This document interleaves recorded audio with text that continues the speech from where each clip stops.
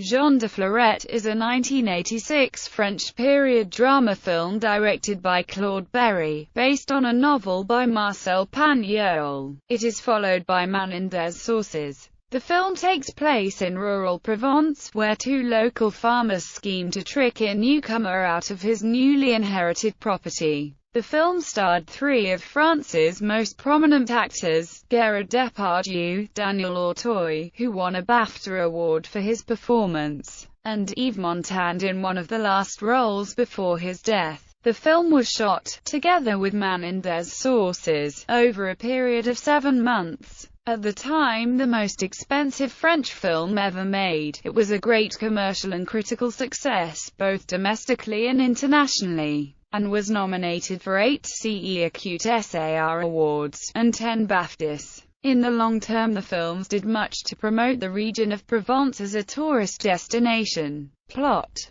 the story takes place in a small village in Provence, France, shortly after the First World War. Augustin Soubiran returns early in the morning from his military service, and wakes up his uncle Acute SAR, known as Le Papit. Augustin stays only briefly to talk, as he is eager to get to his own place farther up in the mountains. Here he throws himself into a project that, at first, he keeps secret from Papit. He eventually reveals that the project consists of growing carnations. Papit is at first skeptical, but he is convinced when the flowers get a high price at the local market. They decide the project is worthy of expansion, and together they go to see the local farmer P.K. Bouffagou to buy his land. The land in question is apparently dry, but Papit knows of a source of water, a spring, that can solve that problem. The neighbor does not want to sell, and an altercation breaks out when he insults the Soubiran family. In the fight P.K. Bouffagou is killed, but rather than feeling remorse, Papit sees this as an opportunity. After the funeral, they dig out the rubble that is blocking the spring, plug the hole, and cover it with cement and then earth. Unknown to them, they are seen blocking the spring by a poacher inside the house. The property descends to the dead man's sister, Florette de Beringer, a childhood friend of Papit, who married a blacksmith in another village, Crespin, whilst Papit was recovering in a military hospital in Africa. He writes to Graphicnet, a common friend, for news on Florette, and finds that she died the same day his letter arrived. The property thereby descends to her son Jean, who is a tax collector and, unfortunately, by God's will, he's a hunchback. To discourage the new owner from taking up residence, Augustin breaks many tiles on the roof of the residence. Florette's son arrives with his wife Acute and young daughter Manin, and Soubiran's hopes of an easy takeover are soon shattered. The new owner is called Jean Cadoré, but Augustin, in the local custom, calls him Jean de Florette. Jean makes it clear that he has no intention of selling, but plans to take up residence and live off the land. He has a grand scheme for making the farm profitable within 2 years, involving breeding rabbits and feeding them off cucurbit. Jean does not know about the nearby spring, but he knows of another, more distant spring, and the house has a cistern that can supply some water for irrigating crops. The distant spring, where an old Italian couple lives, is 2 kilometers away and also part of the property. Jean believes the needs of the farm can be met from here. Augustin is discouraged, but Papit tells him to befriend Jean and gain his confidence. They also keep secret from him the fact that, while average rainfall for the surrounding region is sustainable, the area where Florette's farm lies rarely gets any of this rain. Meanwhile, the two work to turn the local community against the newcomer, who is described merely as a former tax collector from Crespin. As the deceased P.K. Bouffagou has distant cousins living in the village who know about the spring,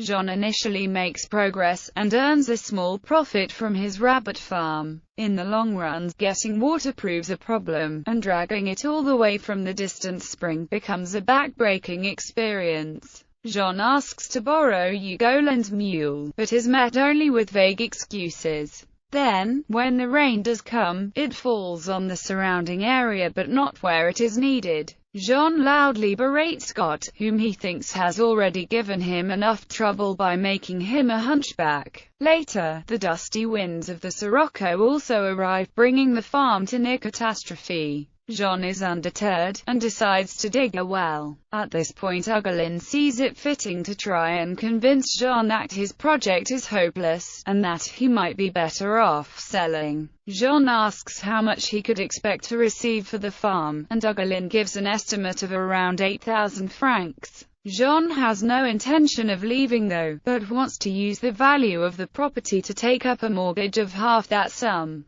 Ugolin is not happy, but Papert again sees opportunity. He will himself grant the mortgage. That way he will either earn the interest, or drive Jean away for good. From the money Jean buys dynamite to finish the well, but an accident occurs, and he is hit by a rock and falls into the dynamite hole. At first the injuries seem minor, but it turns out the rock fractured his spine, and when the doctor arrives he declares Jean dead. Ugolin returns with the news to Papert, who asks him why he's crying. "It is not me who's crying," he responds, "it's my eyes." Aimé and Manon are now forced to leave the farm, and Papert offers to buy them out.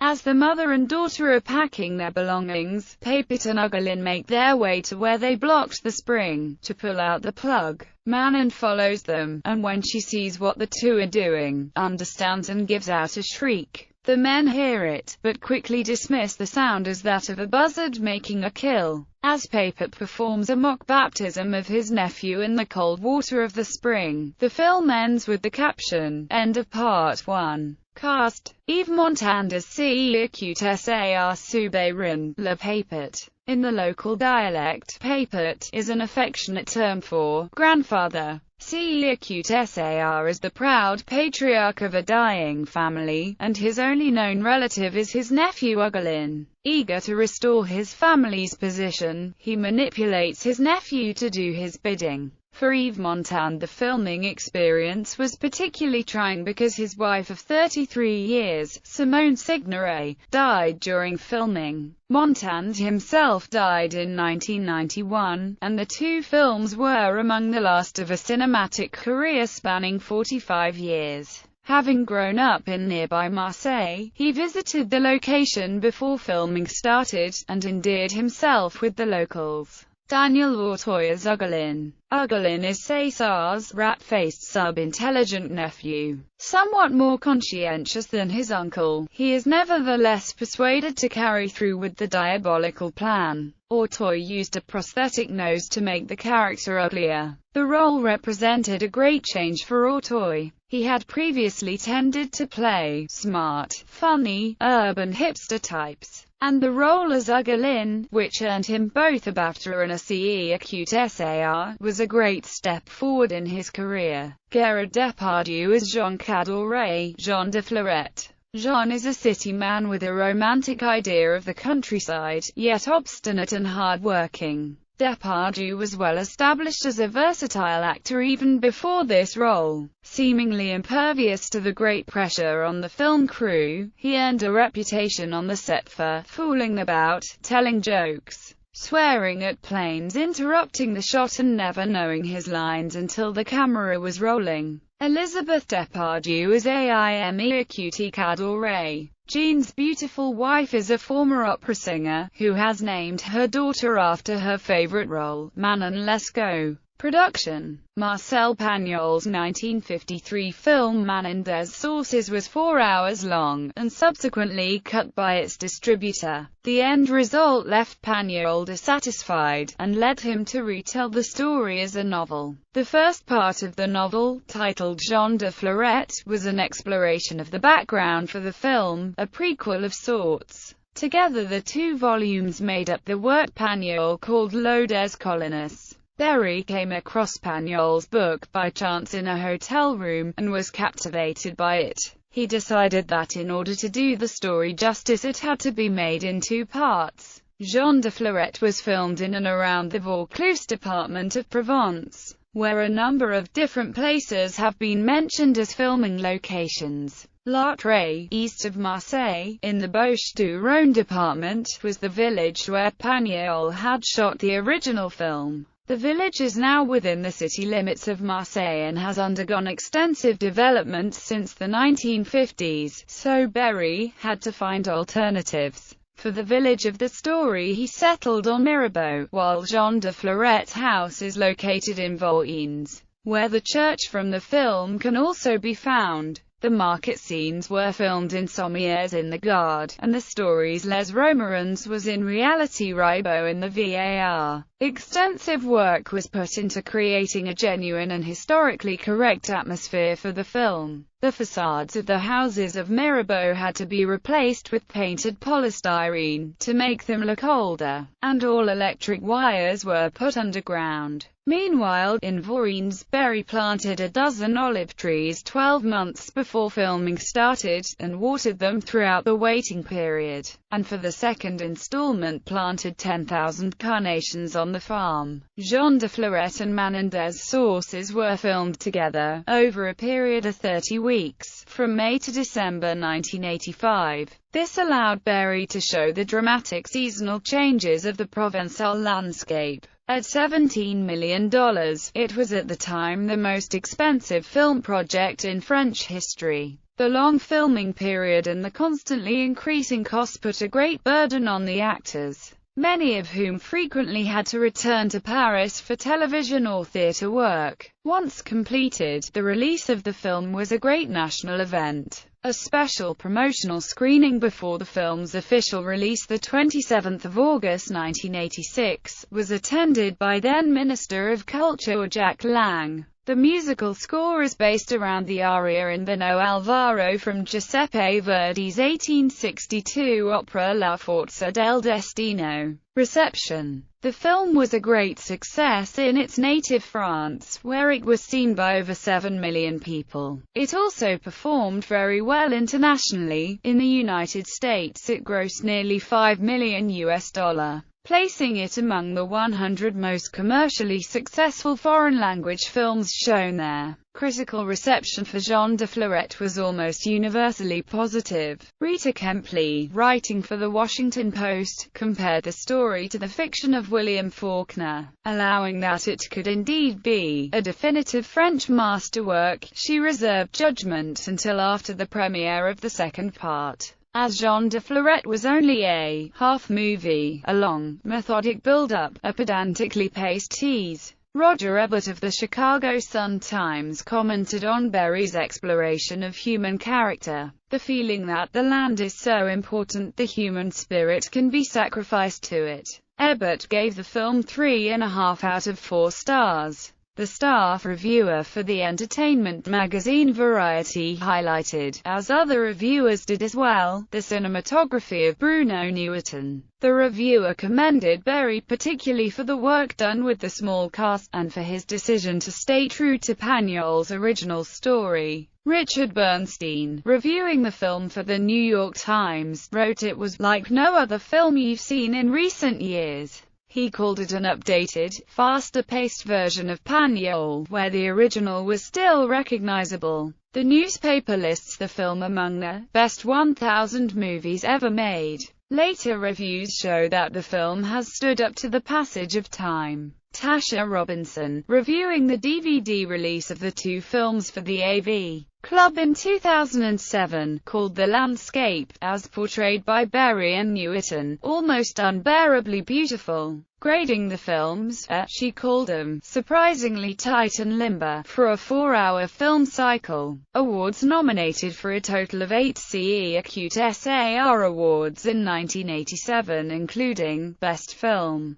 Best Director, and Best Cinematography. Jean de Florette won only one, Best Actor, for Daniel Auteuil. At the BAFTA Awards the next year it fared better, winning awards for Best Actor in a Supporting Role, Best Cinematography, Best Film, and Best Adapted Screenplay. The film also earned 6 more nominations, including both Depardieu and Montand in the Best Actor category, as well as Best Direction, and Best Foreign Language Film. Amongst other honors for the film were a U.S. National Board of Review Award for Best Foreign Language Film, and a Best Foreign Language Film nomination at the 1988 Golden Globes. It was also nominated for the Golden Prize at the 15th Moscow International Film Festival. Legacy. Jean de Florette and Menendez sources have been interpreted as part of a wider trend in the 1980s of so-called heritage cinema, period pieces and costume dramas that celebrated the history, culture and landscape of France. It was the official policy of President François Mitterrand, elected in 1981, and particularly his Minister of Culture Jacques Lang, to promote these kinds of films through increased funding of the ailing French film industry.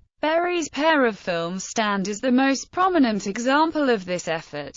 It has also been suggested that the treatment given the outsider Jean de Florette by the locals was symbolic of the growing popularity of the anti-immigration movement, led by politicians like Jean-Marie Le Pen. The two films are often seen in conjunction with Peter Mayle's book A Year in Provence, as causing increased interest in, and tourism to, the region of Provence, particularly among the British. The films inspired a vision of the area as a place of rural authenticity, and were followed by an increase in British home ownership in southern France. As late as 2005, the owners of the house belonging to Jean de Florette in the movie were still troubled by tourists trespassing on the property. Ranked No. 60 in Empire magazine's The 100 Best Films of World Cinemas in 2010.